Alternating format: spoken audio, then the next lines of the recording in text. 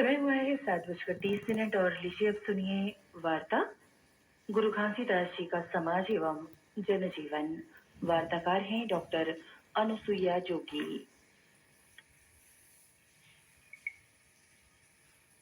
छत्तीसगढ़ की पावन धरा महान संतों की जन्मभूमि और कर्मभूमि रही है, जिसमें सतनाम पंथ के प्रवर्तक संत गुरु घासीदास जी की समाज सुधार के क्षेत्र में अद्वितीय भूमिका रही है।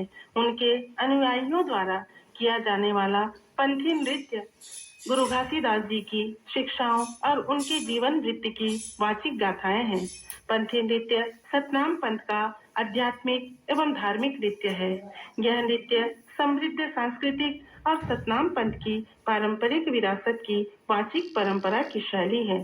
माघ पूर्णिमा पर गुरु घासीदास जी की जयंती के अवसर पर पंथी नृत्य का बृहद स्तर पर आयोजन किया जाता है।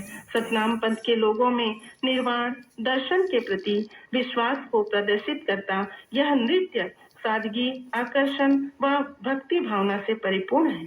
पंथी नृत्य में निर्गुण भक्ति व दर्शन का गहरा प्रभाव है। यह नृत्य जैत खाम पर पालो का आरोहण करके प्रारंभ होता है। गुरु घासीदास जी के लिए पूजा स्थल पर श्वेत सिंहासन व श्वेत आसन लगाकर कलश में पानी व नारियल आदि रखकर स्तुति करते हुए नृत्य की प्रस्तुति होती है। इस नृत्य में सफेद रंग की धोती, कमरबंद तथा घुंघरू पहने नर्तक मृदंग एवं झांझ की लय पर मंत्र मुग्ध होकर ओजपूर्ण नृत्य करते हैं। मुख्य नर्तक पहले गीत की कड़ी उठाता है, जिसे अन्य नर्तक दोहराते हैं और नृत्य शुरू करते हैं। प्रारंभ में गीत, संगीत और नृत्य की गति धीमी होती है, जो बाद में तीव्र हो जाती है। बीच बीच में नर्तकगण मानव मीनारों की रचना हैरत अंगेज प्रदर्शन करते हुए लोगों को आकर्षित करते हैं। पंथी गीत व नृत्य आम छत्तीसगढ़ी बोले में होने के कारण गुरु घासीदास बाबा के संदेशों को जन साधारण सरलता से समझ पाता है।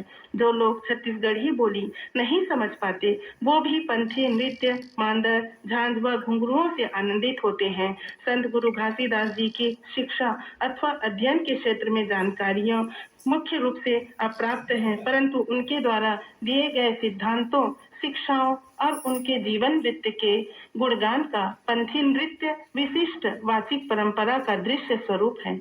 इसमें हम गुरु घासीदास जी के नैतिक वैचारिक रूप से उठने वाले विचारों व तत्कालीन समाज में व्याप्त धर्म, जाति, रंग, रूप आदि के आधार पर भेदभाव, आडंबरों और मानवता विरोधी विचारों का संपोषण करने वाली व्यवस्था पर हजारों वर्षों से शोषित लोगों को समानता का हक प्राप्त करने की प्रेरणा देना समाहित है।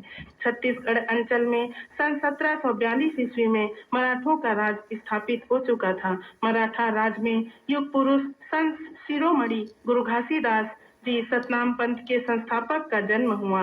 1742 से 1758 ईस्वी तक रतनपुर में मोहन सिंह व रायपुर में अमर सिंह का शासन था, जो कि 1758 में बिम्बा जी के हाथों में आ गया। छत्तीसगढ़ में सतनाम पंथियों के आगमन से संबंधित लोगों की यह मान्यता भी है कि सतनामी समुदाय, जो कि साध समाज के जोगीदास और बीरभान के वंशज रहे हैं, पूर्व में नारनौल पंजाब के रहने वाले थे।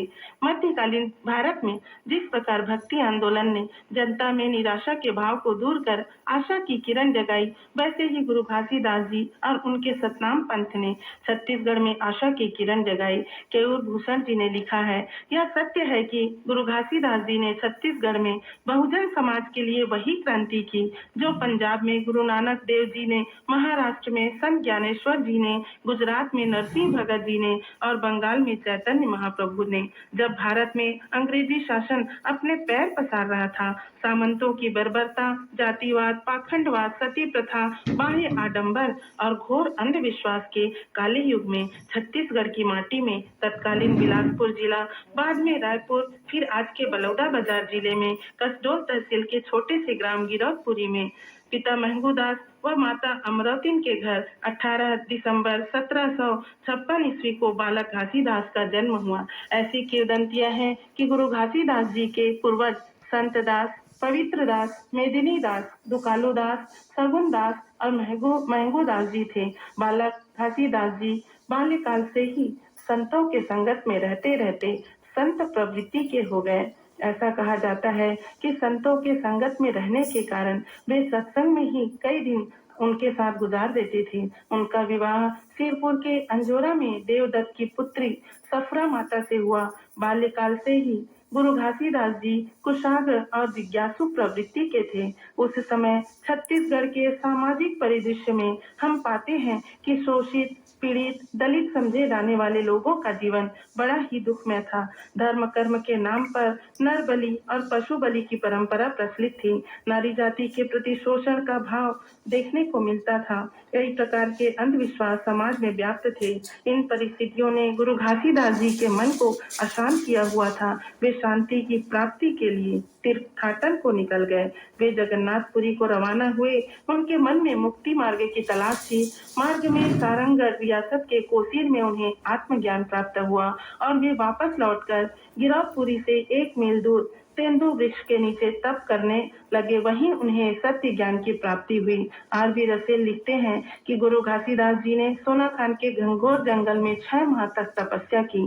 शीशम के सेटलमेंट रिपोर्ट के अनुसार घासीदास सोनाखान के जंगल में अंतर ध्यान रहे। फिर बड़ी संख्या में उपस्थित सतनामियों के बीच प्रकट होकर अपने सिद्धांतों की शिक्षा उन्हें प्रदान की। उनके अनुयायी इन सिद्धांतों को अपना वेद वाक्य मानने लगे। उन्होंने कई सिद्धांत दिए जिनमें सतनाम पर विश्वास करो, सत्य से धरती खड़े, सत्य से खड़े आकाश है, सत्य से सृष्टि रचे, कह गए घासीदास है। सत्य नाम सत्य नाम सत्य नाम सार हो जाही बेड़ा पार, अमृत धारे बोहाई दे तर जाही संसार, सतगुरु नाम लखाई दे। उन्होंने जाति भेद के प्रपंच में ना पड़ो यह सिद्धांत भी दिया। मनखे है के बरोबर, गुरु के वाणी है कत का सुघर। मनखे है के बरोबर, गुरु के वाणी है कत का सुघर। मनखे का चिन्हे है जात, सब उतरे के घाट, तो छुआ छुतमा जिंदगी बिताई दिए रे मानो मूर्खवा। जात पंछी में जरूर तोता मैं ना मंजूर, सबो एक पेड़ में घोसला मना डारिंदे मानो मुनगवा। जात न जरूर धान गहूँ और मसूर, जम्मो फसल बन के खेत ला सजा डारिंदे मानो मूर्खवा। उन्होंने जीव हिंसा ना करो पर नारी को माता मानो यह सिद्धांत भी दिया था। उन्होंने शराब व मादक वस्तुओं का सेवन ना करो यह भी सिद्धांत उन्होंने दिया। इस प्रकार अपनी शिक्षाओं से गुरु घासीदास जी ने तत्कालीन समय में जारी जाति प्रथा, वर्ण व्यवस्था, मूर्ति पूजा और अन्य अनावश्यक परंपराओं पर प्रहार किया। छत्तीसगढ़ के सांस्कृतिक पुनरुत्थान में अपना महत्वपूर्ण योगदान दिया। कृषक परिवार में जन्मे गुरु घासीदास जी ने मानव समाज को आधुनिक व नई सामाजिक व्यवस्था प्रदान कर नई दिशा प्रदान की, जिससे छत्तीसगढ़ की सामाजिक समरसता की कड़ी में रेखांकित किया जा सकता है। के.एम. मुंशी के अनुसार वस्तुतः संस्कृति जीवन के प्रति हमारा दृष्टिकोण है। उसी भांति पंथी गीतों में शामिल गुरु घासीदास जी के सिद्धांतों से सतनामी समाज को एक नया दृष्टिकोण प्राप्त हुआ। पाश्चात्य विद्वान वाइट के अनुसार संस्कृति एक प्रतीकात्मक, निरंतर, संचयी एवं उन्नतशील प्रक्रिया है।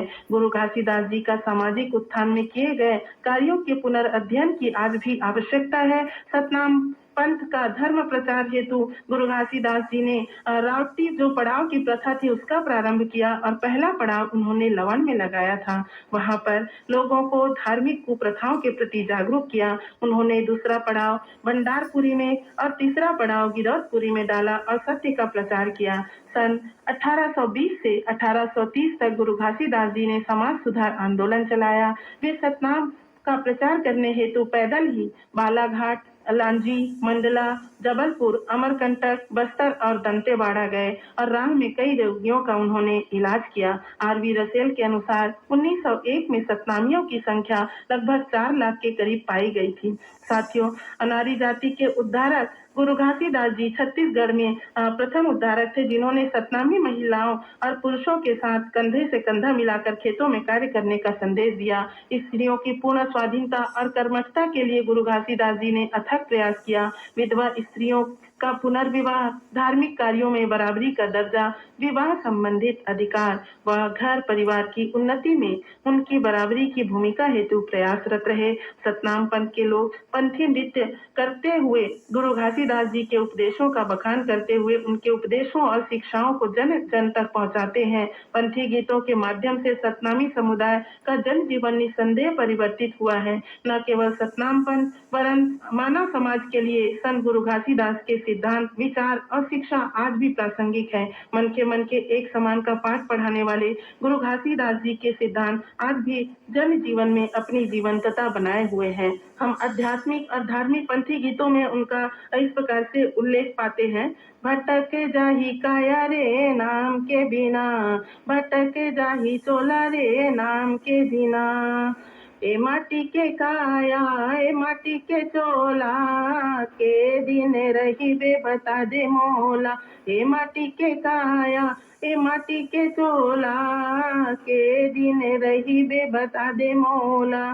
गुरु हो तोर महिमा अपार, तोरे नाम जीवे धारा, गुरु हो तोर महिमा अपारा। इस प्रकार पंथी गायक विभिन्न सामाजिक बुराइयों और गीतों के माध्यम से उन सामाजिक बुराइयों को दूर कर जन जागरूकता लाने का प्रयास करते हैं। प्रमुख पंथी कलाकारों में हम स्वर्गीय देवदास बंजारे जी की स्मरणीय भूमिका को याद करते हैं, जिन्होंने पंथी गीत और नृत्य को देश विदेश में न केवल स्थापित किया वरन उसको फैलाया। 2021 में पद्मश्री से सम्मानित डॉक्टर राधेश्याम बारले जी की भूमिका भी पंथी गीत और नृत्य में अद्वितीय रही है। हम श्रीमती अमृता बारले, श्रीमती उषा बारले, जिन्होंने पंथी गीतों को अपने स्वर देकर समाज में न केवल प्रचारित किया है वरन घासीदास जी के सिद्धांतों को आज भी जीवंत बनाए रखने में अपनी महत्वपूर्ण भूमिका निभाई है। ये वार्ता अभी आप सुन रहे थे। वार्ताकार थी डॉक्टर अनुसुईया जोगी।